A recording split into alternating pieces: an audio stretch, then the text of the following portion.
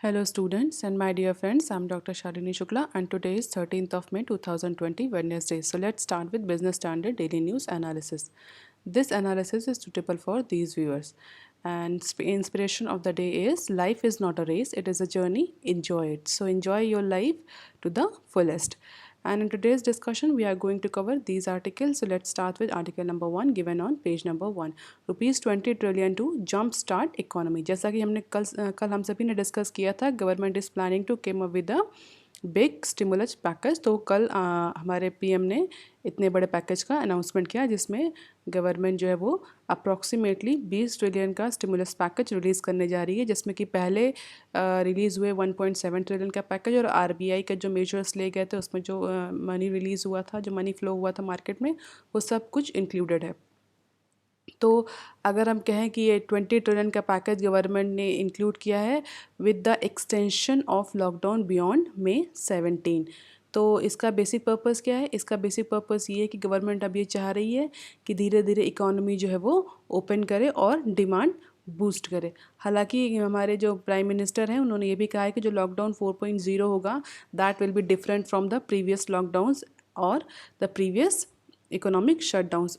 उनमें रिस्ट्रिक्शंस ज़्यादा थे और ऐसा एक्सपेक्ट किया जा रहा है कि जो लॉकडाउन 4.0 होगा उसमें रिस्ट्रिक्शंस कुछ रिलीज़ होंगे और कई सारी इकोनॉमिक एक्टिविटीज़ को रिज्यूम कर दिया जाएगा. The PM said the 20 trillion package nearly 10% of the India's gross domestic product. जैसा कि हमने कल हम सब ने देखा था कि कई सारे जो G20 कंट्रीज़ हैं उन्होंने कितने कितने percentage of GDP stimulus package release किया. अगर आप दोबारा डेटा देखना चाहें तो डेटा कि यूएस का जो स्टिमुलस पैकेज था वो 11% ऑफ इट्स जीडीपी था और इंडिया जो था उस समय सेकेंड लास्ट पोजीशन पर था. और इंडिया अब कितनी पोजीशन पर आ गया? इंडिया अब सेकेंड पोजीशन पर आ गया. इंडिया यूएसए के बाद इंडिया ने सबसे बड़ा स्टिमुलस पैकेज और इकोनॉमिक रिलीफ पैकेज रिलीज़ किया है कोविड-19 से फाइट करने के लिए.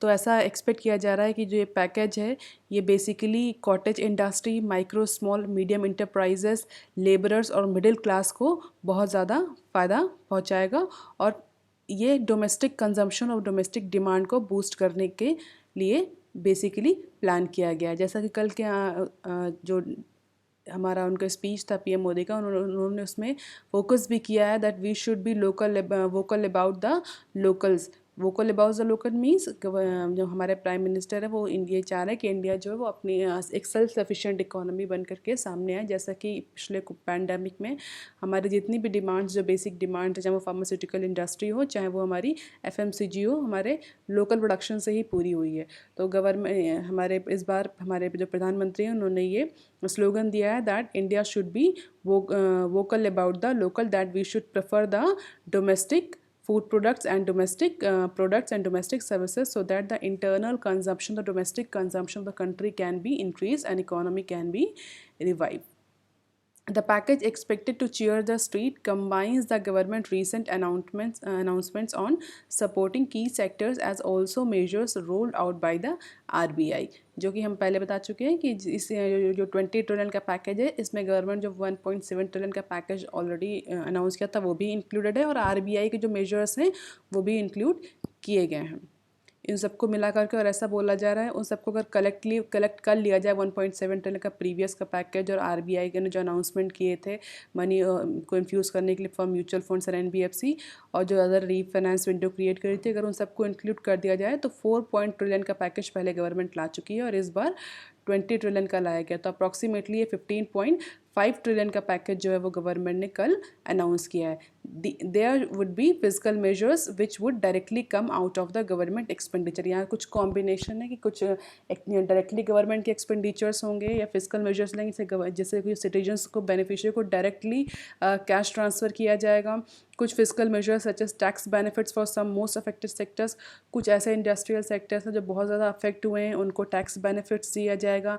एमएसएमईज़ को जो है वो सपोर्ट किया जाएगा ताकि वो अपने एम्प्लॉयज़ को और वर्कफोर्स को रिटेन कर सकें और अपने वर्किंग कैपिटल को एक्सपेंडिचर को मीट आउट कर सकें. तो इस तरह के कई सारे जो मेजर्स हैं वो गवर्नमेंट इस 15 या 20 ट्रिलियन के पैकेज में लेगी जिससे कि जो बेसिक डोमेस्टिक कंजम्पशन है उसको बूस्ट किया जा सके.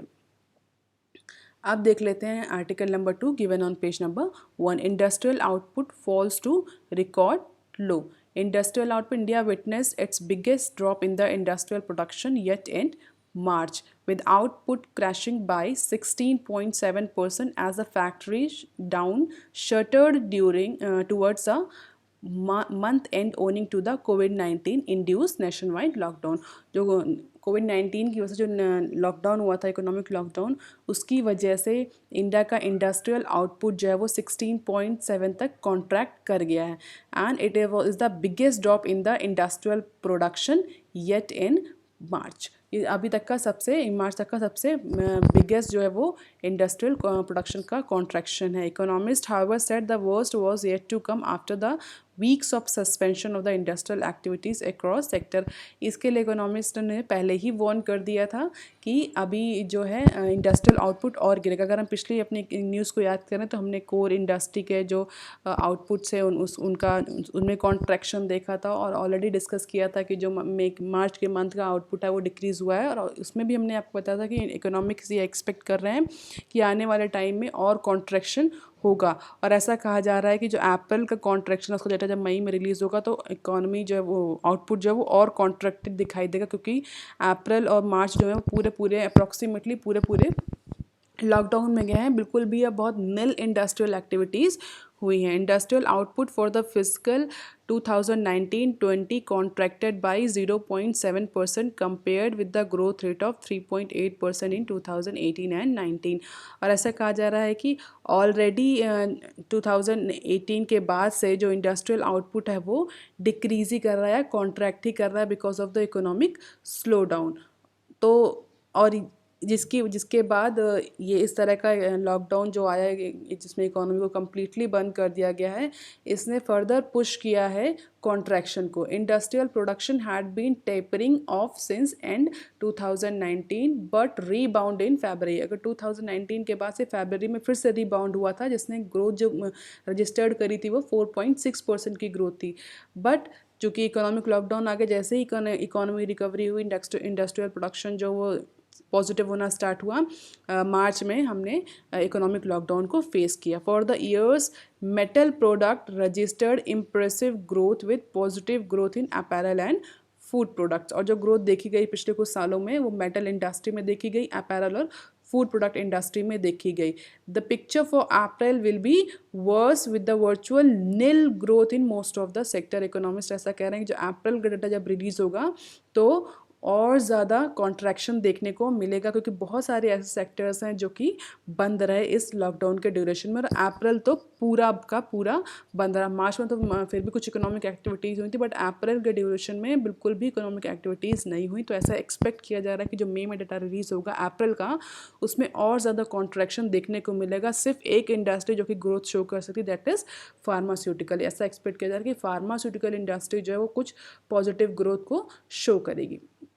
अब देख लेते हैं article number 3 given on page number 2। Vodafone PLC caps liability for AGR dues at 8,400 crore. Vodafone की जो पेरेंट कंपनी है वो कौन सी कंपनी है? British telecom giant Vodafone PLC British की कंपनी है जो वोडाफोन की पेरेंट कंपनी है, which owns a majority stake in Vodafone, blamed its share of losses related to its Indian arm on adverse legal judgment by Supreme Court। British telecom giant Vodafone ने कहा है कि जो basically जो इस समय उसका लॉस हो रहा है, शेयर्स का लॉसेस जो हो रहा है, शेयर जो उसके लॉस फेस कर रहे हैं, वो जो इंडियन सब्सिडरी है उसका इम्पैक्ट उस पर बहुत ज़्यादा है, या उसकी वजह से ही ये जो लॉस है वो ब्रिटिश टेलीकॉम जियांट फेस कर रहा है।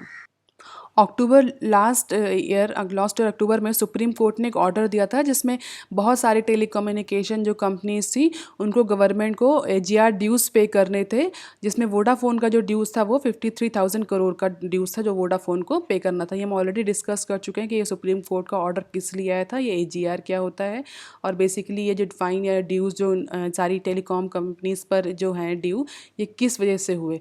ठीक है, तो इसको अगर आप देखना चाहें तो हमारे पिछले वीडियोज़ को देख सकते हैं। आज की न्यूज़ में क्या, आज की न्यूज़ में क्या है कि जो बेसिकली जो इसकी पेरेंट कंपनी है वोडाफोन की, उसने कहा है कि apart from this 50,000 crore dues, Vodafone India के पास ऑलरेडी 8,400 करोड़ का कंटिजेंस लायबिलिटी इंडियन मार्केट में, इंडियन टेलीकॉम मार्केट में है। तो ये इसकी वजह से जो पेरेंट कंपनी है उसको बहुत ज़्यादा ह्यूज लॉस हो रहा है और वो अपने शेयर की जो वैल्यू है उसको ज़ीरो असाइन कर रही है। The significant uncertainty exist in relation to Voda Idea ability to generate cash flow.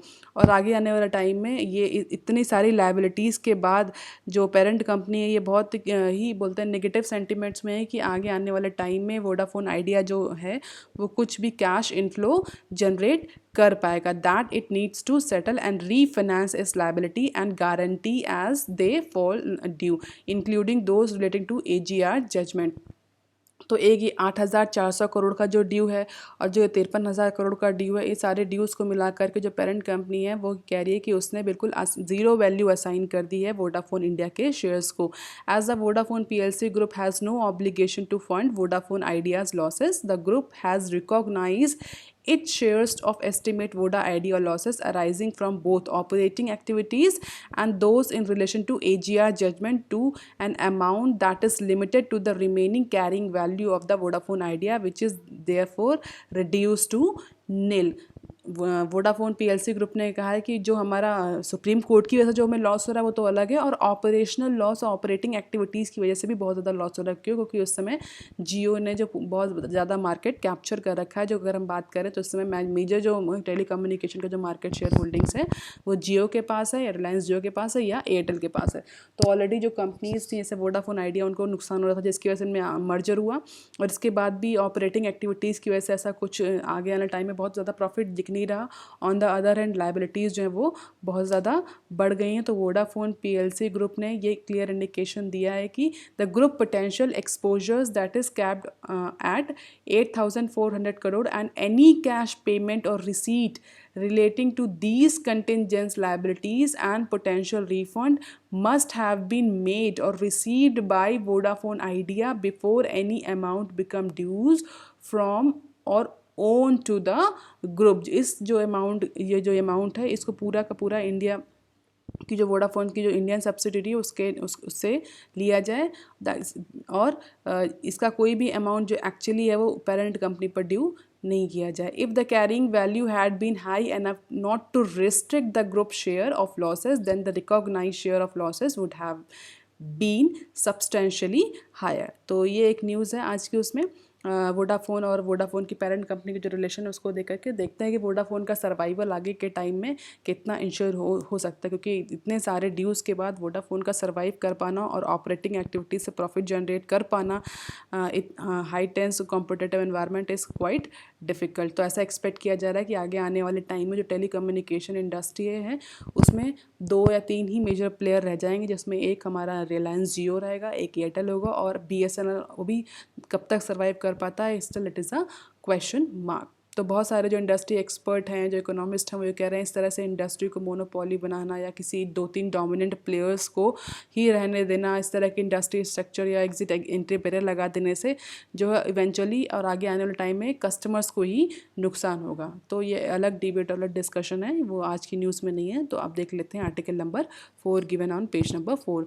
Government plans tax holidays for new investment. जैसा कि कल हमने डिस्कस किया था कि प्रोडक्शन लिंक्ड इंसेंटिव्स की वजह से जो इंडिया में मोबाइल मैन्युफैक्चरर्स जो हैं वो अपने प्लांट को रिलोकेट करने जा रहे हैं, जो कि चाइना और वियतनाम के लिए प्रॉब्लम और वरी और चिंता क्रिएट कर रहा है। तो उसी न्यूज़ में अगर आप ये देखें, इस न्यूज़ को ऐड करके, तो आपको दिखेगा कि इस समय इंडिया FDI को अट्रैक्ट करने के लिए, स्पेशली ऐसा इन्वेस्टमेंट जो चाइना से हट रहा है उसको अट्रैक्ट करने के लिए इंडिया कितने सारे मेजर्स ले रहा है। उस मेजर्स में एक मेजर ये भी है, government is planning to provide tax holidays for new investment. ऐसा इन्वेस्टमेंट जो कि अब इंडिया में आएगा, उसके लिए गवर्नमेंट ने कई तरह के टैक्स हॉलीडेज़ के वेरिएशन की स्कीम्स और उसके वेरिएशन जो है वो प्रपोज किए हैं। हालांकि इस पर अभी कोई भी डिसीजन नहीं लिया गया है, बट एक्सपर्ट्स ये कह रहे हैं कि आगे आने वाला टाइम में गवर्नमेंट इस डिसीजन को या फाइनेंस मिनिस्ट्री या इस डिसीजन को अप्रूव कर सकती है। देख लेते हैं क्या न्यूज़ है। India trade ministry is proposing a tax holiday for companies bringing new investment as the government explore measures to support the economic amid the coronavirus pandemic. Manufacturing sector को अपने बूस्ट करने के लिए और चाइना से जो investment बाहर जा रहा है उसको अट्रैक्ट करने के लिए और उस अपॉर्चुनिटी को टैप करने के लिए इंडिया ने प्रोडक्शन लिंक्ड इंसेंटिव स्कीम्स ला रही है। और हमने लग्जम बताया था आपको, लग्जमबर्ग के बराबर का स्पेशल इकोनॉमिक जोन है जब वो गवर्नमेंट सेट करने जा रही है बेसिकली इलेक्ट्रॉनिक मैन्युफैक्चरर्स के लिए। और अब ये तीसरी स्कीम जो सुनने में आ रही है that is government is planning to provide tax holidays. और इसमें कई तरह के वेरिएशन है। पहला वेरिएशन देख लेते हैं, the proposals to give 10-year full tax exemption to the companies making new investment upward of $500 million. ऐसी कंपनीज जो $500 मिलियन से ज़्यादा का इन्वेस्टमेंट ला रही हैं या लाएंगी उनको 10 साल तक के लिए फुल टैक्स एग्जम्पशन देने का प्लान गवर्नमेंट या हमारी ट्रेड मिनिस्ट्री कर रही है। The plan requires companies to start operations within 3 years from the June. और इसमें कुछ क्लॉज भी हैं। एक क्लॉज ऐसा कि जो भी कंपनी इस टैक्स हॉलीडे या टैक्स एग्जम्पशन की स्कीम को ऑप्ट करेगी उसको विद इन 3 years अपना प्रोडक्शन स्टार्ट करना पड़ेगा, जिसकी जो डेट है वो जून 1 से कैलकुलेट होगी। अगर ऐसी कंपनी जो इंडिया में आ रही है और ये टैक्स हॉलीडे की स्कीम्स को अवेल कर रही हैं तो ऐसा नहीं कि वो उन्होंने टैक्स हॉलीडे ले लिया, वो 5 साल बाद, 6 साल बाद, 10 साल बाद अपना प्रोडक्शन स्टार्ट कर रही हैं। उनको with in 3 year production start करना पड़ेगा। और ये जो स्कीम है ये किस किस सेक्टर के लिए बेसिकली गवर्नमेंट प्रपोज कर रही है? मीडिया डिवाइसेस के लिए, इलेक्ट्रॉनिक्स के लिए, telecom equipments and capital goods की इंडस्ट्री में इस तरह का इन्वेस्टमेंट अट्रैक्ट करने के लिए ये टैक्स एग्जम्पशन या टैक्स हॉलीडे की स्कीम लाई गई है। इसी स्कीम का दूसरा वेरिएंट क्या है? उसमें government is providing 4 years tax holiday, 4 साल का टैक्स हॉलीडे प्रोवाइड कर रही है उस सारे इन्वेस्टमेंट को जो कि 100 या 100 से ज़्यादा $100 मिलियन से भी ज़्यादा का इन्वेस्टमेंट है। मतलब एक इन्वेस्टमेंट, एक कैप लगा दिया $500 मिलियन, दूसरा कैप लगा दिया $100 मिलियन, जो बेसिकली और किस सेक्टर में? Labour intensive sector just like textile, food processing, leather and footwear. तो इस तरह के सेक्टर में ऐसी कंपनी जो कि $100 मिलियन या उससे ज़्यादा का इन्वेस्टमेंट कर रही हैं उनको 4 year का टैक्स हॉलीडे प्रोवाइड किया जाएगा, जिसमें कि उनको 4 साल तक किसी भी तरह का कॉर्पोरेट टैक्स नहीं पे करना होगा। A lower corporate tax rate of 10% is proposed for next 6 year। और इसी वेरिएंट में जैसी कंपनी जो फूड प्रोसेसिंग, टेक्सटाइल और लेदर और उसमें इन्वेस्टमेंट ला रही हैं उनको 4 साल का तो फुल टैक्स हॉलीडे मिलेगा और उसके बाद उनको अगले नेक्स्ट 6 years के लिए केवल 10% का कॉर्पोरेट टैक्स ही देना पड़ेगा। स्टूडेंट, अगर हम बात करें कि गवर्नमेंट हमेशा लेबर इंटेंसिव सेक्टर्स में इन्वेस्टमेंट को ज़्यादा अट्रैक्ट करती है। क्यों? क्योंकि इंडिया में है जो वो डेमोग्राफिक डिविडेंड है, हमारे पास वर्कफोर्स बहुत ज़्यादा है, वर्किंग हैंड बहुत ज़्यादा है। तो ऐसे सेक्टर या ऐसा इन्वेस्टमेंट जो कि लेबर इंटेंसिव टेक्नोलॉजी सेक्टर्स में हो तो जिससे कि हमारा एम्प्लॉयमेंट बढ़ेगा, हम अपनी वर्कफोर्स को सही तरफ चैनलाइज कर पाएंगे और एम्प्लॉयमेंट बढ़ेगा, जिससे कि हमारे पास इनकम बढ़ेगी, डिमांड बढ़ेगी और वो इवेंचुअली इकोनॉमी फिर सर्कुलर मैनर में ग्रो करेगी। तो गवर्नमेंट का हमेशा से ये प्रायोरिटी लिस्ट में रहता है कि लेबर इंटेंसिव सेक्टर्स जो हैं उनमें ज़्यादा जो है वो FDI या इन्वेस्टमेंट अट्रैक्ट किया जाए। अभी ये प्रपोजल फाइनेंस मिनिस्ट्री के पास है बट अभी तक इस पर कोई डिसीजन नहीं लिया गया है, बट एक्सपर्ट्स ऐसा कह रहे हैं कि soon government will take positive decision on this. अब देख लेते हैं article number 5 given on page number 4। Inflation data curtails as lockdown hit survey. जैसा कि हम सभी जानते हैं कि लॉकडाउन की वजह से बहुत सारी इकोनॉमिक एक्टिविटीज़ बंद थी, बहुत सारी शॉप्स बंद थी, बहुत सारे जो इंडस्ट्रियल यूनिट्स थे, कमर्शियल हब्स थे, वो सब बंद थे, जिसकी वजह से जो बहुत सारे NSO की अगर हम बात कर लें, NSO नेशनल स्टैटिस्टिकल ऑर्गेनाइजेशन की बात कर लें या ऐसे ऑर्गेनाइजेशंस की बात कर लें जो कि डेटा कलेक्ट करते हैं, उनको बहुत ज़्यादा प्रॉब्लम आ रही है क्योंकि उनको रियल टाइम डेटा कलेक्ट करने में इश्यूज़ आ रहे हैं। अगर वो डेटा कलेक्ट करने जाते हैं पहले तो उनके पास ऑफिशियल्स अवेलेबल नहीं होते हैं, और अगर वो कुछ ऑफिशियल्स या मिनिमम ऑफिशियल्स के साथ डेटा कलेक्शन पर जाते भी हैं तो शॉप्स क्लोज हैं, कमर्शियल हब्स क्लोज हैं, इंडस्ट्रियल एक्टिविटीज़ बंद पड़ी हैं, तो वहाँ पर कोई भी डेटा रिपोर्ट करने के लिए उनके पास नहीं होता। तो इसी की वजह से जो इस बार का कंज्यूमर प्राइस इंडेक्स जो आया है, पिछली जो मार्च का कंज्यूमर प्राइस इंडेक्स था उसमें भी हमने ये डिस्कस किया था कि जो NSO है, उसको नेशनल स्टैटिस्टिक ऑर्गेनाइजेशन है या CSO है, उसको बहुत ज़्यादा प्रॉब्लम आ रही है डेटा कलेक्शन में because of the economic lockdown.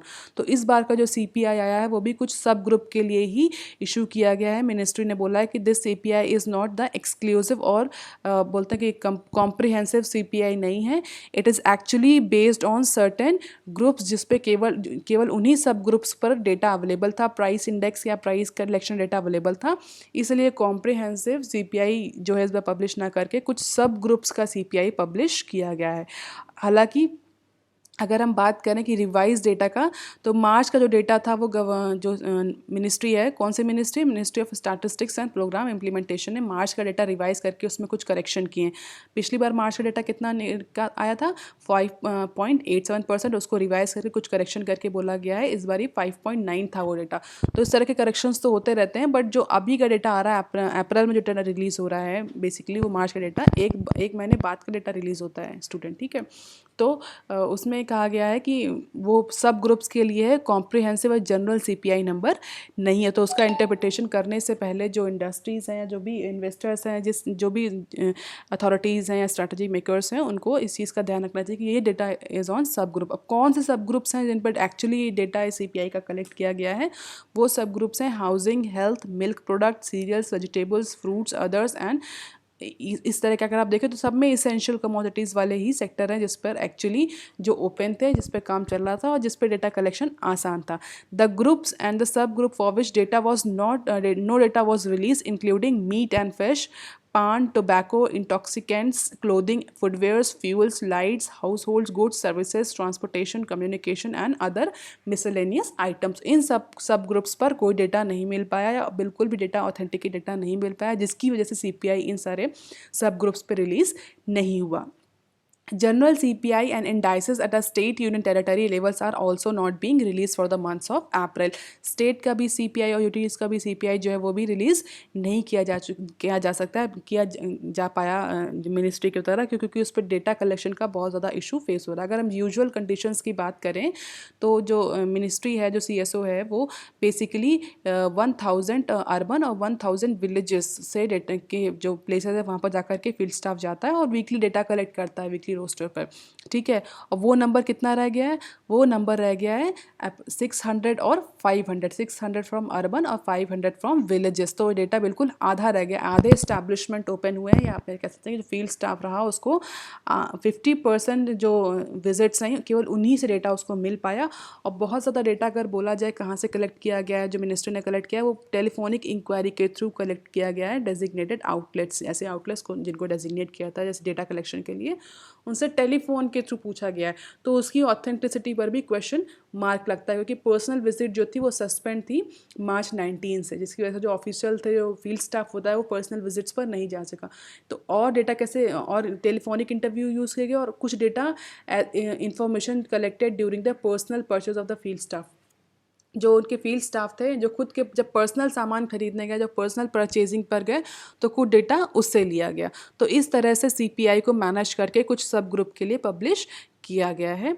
हालांकि ऐसा कहा जा रहा है कि आगे आने वाले टाइम में जो फूड प्राइस हैं इस CPI के बेसिस पे मंथ टू मंथ बेसिस में फूड प्राइसेस बढ़ेंगे, और इसके दो ही फैक्टर हैं, वो बेसिकली सीजनल फैक्टर्स और सप्लाई डिस्ट्रप्शन। जो CPI ऑलरेडी पब्लिश्ड हुई है, कर्टेल्ड CPI, उसमें ये मंथ्स टू मंथ्स बेसिस पर फूड प्राइसेस इंक्रीज होते दिख रहे हैं, और ऐसा कहा जा रहा है कि सीजनल फैक्टर और सप्लाई डिस्ट्रप्शन की वजह से ये इंक्रीज देखने को मिल रहा है। अब देख लेते हैं article number 6 given on page number 11। Consumption story hits the slow lane. कोविड-19 की वजह से सारी इंडस्ट्रीज, और अगर बोले ऐसी कौन सी इंडस्ट्री, आप मुझे कमेंट सेक्शन पर लिखकर बताएंगे 6 मोस्ट अफेक्टेड इंडस्ट्री और the sector bye economic lockdown. Economic lockdown की वजह से कौन से 6 सेक्टर्स हैं जो सबसे ज़्यादा अफेक्टेड हुए हैं।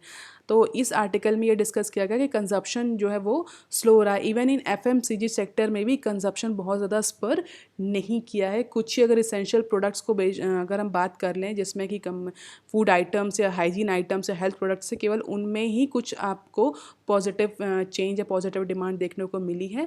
अदरवाइज FMCG सेक्टर में भी बहुत ज़्यादा पॉजिटिव डेवलपमेंट देखने को नहीं मिल रहा है, जिसको जनरली एक कंसीडर किया जाता है कि एफएमसीजी जो है एवरग्रीन सेक्टर है, इसमें कभी भी नुकसान नहीं होता है। तो इस बार के इकोनॉमिक लॉकडाउन ने एफएमसीजी सेक्टर को भी बहुत ज़्यादा नुकसान किया है। केवल ऐसी इंडस्ट्रीज़ जो कि फूड स्पेशली एसेंशियल कमोडिटीज़ में डील करती थी उनको ही कुछ प्रॉफिट हुआ है। अदरवाइज जो अदर सेक्टर्स हैं, कॉस्मेटिक्स वगैरह या ऑयल वगैरह, जो इस तरह के जो सेक्टर्स हैं या जो इस तरह के जो प्रोडक्ट्स जिस कंपनी हैं उनको भी नुकसान ही फेस करना पड़ा है। Though the couple of firms have face less pain because of the bigger share of the essential product sales, almost every company has been weighed down by production cuts and supply disruption. और इसका जो basic reason रहा है, अगर हम FMCG की बात करें तो एफएमसीजी में जो ये भी डिस्ट्रप्शन, जो स्लो डाउन या उस पर जो आया है, ये एक्चुअली डिमांड साइड की वजह से कम है, सप्लाई साइड की वजह से ज़्यादा डिस्ट्रप्शन है। क्यों सप्लाई साइड की वजह से? कि प्रोडक्शन कट हुआ है और सप्लाई चेन का डिस्ट्रप्शन हुआ है। भाई लॉकडाउन की वजह से सप्लाई चेन प्रॉपर नहीं हो पाई, ट्रांसपोर्टेशन अवेलेबल नहीं हुआ, लॉजिस्टिक अवेलेबल नहीं हुआ, वर्कर्स अवेलेबल नहीं हुआ, जिसकी वजह से प्रोडक्शन भी नहीं हो पाया। रिस्ट्रिक्शंस थे प्रोडक्शन यूनिट्स पर कि इतने परसेंट के एम्प्लॉयज़ के साथ, इतने परसेंट लेबर के साथ ही काम करना है, तो जिससे कि जो एक्चुअली जो मिनिमम प्रोडक्शन होता है उतना ही किया गया। जो ऑप्टिमम प्रोडक्शन होता है किसी, या जो 100% कैपेसिटी यूटिलाइजेशन होता है किसी भी मैन्युफैक्चरिंग फैसिलिटी का, वो नहीं हो पाया, जिसकी वजह से एफएमसीजी सेक्टर को लॉस फेस करना पड़ा है या स्लो डाउन फेस करना पड़ा है। एक्चुअली डिमांड में बहुत ज़्यादा फ़र्क ऐसा किया जा रहा है कि एज्यूम नहीं हुआ है। While pure discretionary companies in the paints, adhesive and consumer durable segments are most affected. ऐसी कंपनीज जो कि एफएमसीजी सेक्टर में पेंट्स में, एडहेसिव्स में या कंज्यूमर ड्यूरेबल्स में थी, वो सबसे ज़्यादा अफेक्टेड हुई हैं। अगर हम हिंदुस्तान यूनिलीवर की बात करें तो हिंदुस्तान यूनिलीवर ने 7% का डिक्लाइन देखा है। Vishal Gupta, Vice President of Phillip Capital, said HUL worse than expected performance has accumulated concern about Q4 performance of the entire FMCG universe। और अगर हम डेटा की बात कर रहे हैं तो देख सकते हैं आप, ये दिस इज़ द डेटा कि निफ्टी कंजप्शन में कितना फॉल हुआ, -17.3 का, और राइज जो सिंस मार्च 13 इज़ 17.8। और बड़ी बड़ी जो कंपनीज़ हैं, Asian Paints, Britannia, Crompton, Dabur, Havells, Hindustan, HTC, Nestle, इन सब में आप देख सकते हैं ईयर टू ईयर बेसिस में कई सारी ऐसी कंपनीज है जिनमें इन्होंने निगेटिव जो है वो ग्रोथ, सेल ग्रोथ रिकॉर्ड करी है। चाहे वो क्रॉम्पटन हो -13.4 और हेवल्स हो उसने -10.6। तो वर्लपूल इलेक्ट्रॉनिक जो कंज्यूमर ड्यूरेबल्स में हैं उन कंपनीज़ ने माइनस सेल ही ग्रोथ रिकॉर्ड करी क्योंकि पूरा लॉकडाउन था। और अगर हम मीडिया की बात करें, मीडिया या इंटरटेनमेंट में, इसमें भी कुछ कंपनीज ऐसी हैं, आइनॉक्स लेजर जैसे, जो कि बेसिकली इंटरटेनमेंट या मॉल्स वगैरह में जो हमारे आइनॉक्स होते हैं, उन्होंने भी -5.9% की ग्रोथ जो है वो अज्यूम करी। ऐसी सारी जो कंपनीज हैं, PVR, आइनॉक्स, जो कि बेसिकली इंटरटेनमेंट में ऐसे कलेक्टिव इंटरटेनमेंट प्रोवाइड करते हैं मॉल्स वगैरह में, जो फैसिलिटी सिनेमा की, उन सबको नुकसान, क्योंकि सारे मॉल्स और कमर्शियल हब्स जो थे वो बंद पड़े थे, तो उनको सबसे ज़्यादा नुकसान हुआ। और वही दोनों जो PVR और आइनॉक्स है वो माइनस के उसमें आप देखेंगे तो डिश टीवी और ये जो Sun TV, TV Today, Zee entertainment, इन सब में बहुत ज़्यादा डिक्लाइन आपको देखने को नहीं मिलेगा। अब देख लेते हैं some news clips. Haryana allows select firms to deploy 100% workforce 24/7।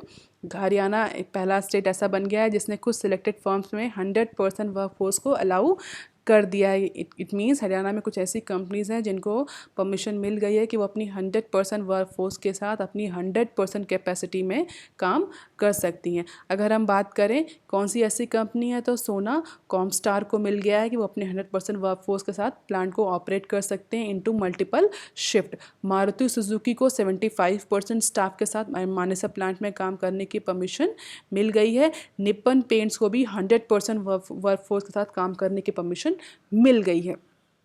तो इस तरह से आप धीमे धीमे आप देख रहे हैं स्टेट गवर्नमेंट जो है वो इंडस्ट्रियल एक्टिविटीज़ को बूस्ट करने के लिए परमिशंस को रिलैक्स कर रही हैं, लेबर लॉज को रिलैक्स कर रहे हैं, टैक्स कम कर रहे हैं, इन्वेस्टमेंट को अट्रैक्ट कर रहे हैं, चाहे वो सेंट्रल गवर्नमेंट हो चाहे वो स्टेट गवर्नमेंट हो। आप हर जगह इस तरह का ट्रेंड देख सकते हैं। Jubilant Life inks deals with Gilead for remdesivir. Jubilant Life Science जो है वो जेलिएट से एक ऐसा इंटीग्रेशन स्ट्रैटेजिक अलायंस करने जा रहा है जिसमें उसको नॉन एक्सक्लूसिव राइट मिलेगा रेमडेसिविर को प्रोड्यूस करने के लिए 127 कंट्रीज़ में, जिसमें इंडिया भी एक कंट्री है। इट मीन्स अब जिलियड जो है वो अपने रेमडेसिविर को प्रोडक्शन के लिए डिफरेंट कंपनीज़ को पेटेंट या उनसे जा रहा है अपना कॉपीराइट शेयर करने। पेटेंट बोल सकते हैं, कॉपीराइट वर्ड यूज़ करना है थोड़ा सा गलत होगा। जुबिलियंट लाइफ इंक जो है वो पहली ऐसी कंपनी बनेगी जो रेमडेसिविर के लिए जिलियड से स्ट्रैटेजिक अलायंस या अलायंस बनाएगी। रेमडेसिविर का जैसे हम सभी को पता है कि रेमडेसिविर के पॉजिटिव इम्पैक्ट शो हुए हैं कोविड-19 के पेशेंट्स में। इवन जापान ने तो इसको परमिशन दे दी और एज अ ट्रीटमेंट अप्रूव कर दिया है रेमडेसिविर को कोविड-19 के ट्रीटमेंट के लिए। तो इसलिए अब रेमडेसिविर का जो है वो प्रोडक्शन भी और बहुत सारी कंपनीज जो हैं वो रेमडेसिविर के प्रोडक्शन के लिए जिलियड के पास जा रही हैं अलाइंसेस के लिए। और इसी लाइन में आपने देखा कि जिलियड के भी जो स्टॉक मार्केट प्राइसेस हैं वो भी बढ़ गए थे जब जापान ने रेमडेसिविर को अप्रूव किया था कोविड-19 के ट्रीटमेंट के लिए। RIL call options timeline uncertain. RIL Reliance industry के जो कॉल ऑप्शंस हैं उसमें अभी कोई सर्टनिटी नहीं है आगे आने वाले टाइम में वो कब तक आएंगे। और जो भी RIL कॉल ऑप्शन इशू करने वाला है कितने अमाउंट के लिए, 53,125 करोड़ के राइट इशूज़ जो हैं वो अभी कॉल ऑप्शंस में ड्यू हैं, जिसको RIL जो है वो आगे आने वाले टाइम में इशू करेगा। अब लेकिन अभी उसमें कोई भी सर्टेनिटी नहीं है। तो ये कब तक होगा ये आगे, बस इतनी ही सी न्यूज़ है। आप देख सकते हैं RIL के जो कुछ स्टॉक प्राइसेस हैं वो 6% फॉल कर गए हैं। तो partly paid shares issued under right will be traded separately. तो इस तरह के कुछ न्यूज़ है जो कि शेयर मार्केट से रिलेटेड आप कह सकते हैं। स्टूडेंट जो एक्चुअली शेयर मार्केट में डील नहीं करते हैं वो इस न्यूज़ को अवॉइड कर सकते हैं। आज की news of the day, government plan tax holidays for new investment. इस न्यूज़ को आप थोड़ा सा डिटेल में पढ़ लीजिएगा, जिसमें कि स्पेशल इकोनॉमिक जोन्स के बारे में पूछा जा सकता है, टैक्स हॉलीडेज़ क्या होते हैं, लेबर इंटेंसिव सेक्टर क्या होता है, कैपिटल इंटेंसिव सेक्टर क्या है। इस तरह के क्वेश्चंस जो हैं वो बैंकिंग स्टूडेंट्स के लिए बन सकते हैं। आज का वोकैबुलरी ऑफ द डे क्या है, हैमस्ट्रंग। हैमस्ट्रंग माने पंगु या पंख काट देना। हैमस्ट्रंग हमने किस कंटेक्स्ट में यूज़ किया था, लेबर रिफॉर्म के कंटेक्स्ट में यूज़ किया था। लैक्स्टर्स लैक्स्टर्स माने मंद, डल, ये लो या जेंटल। मंद मतलब इकोनॉमी के कंटेक्स्ट में हमने इसको यूज़ किया था कि economy is going to lackluster in industrial production में। तो हैमस्ट्रंग और lackluster, these are the references. If you like please share and subscribe. Thank you student.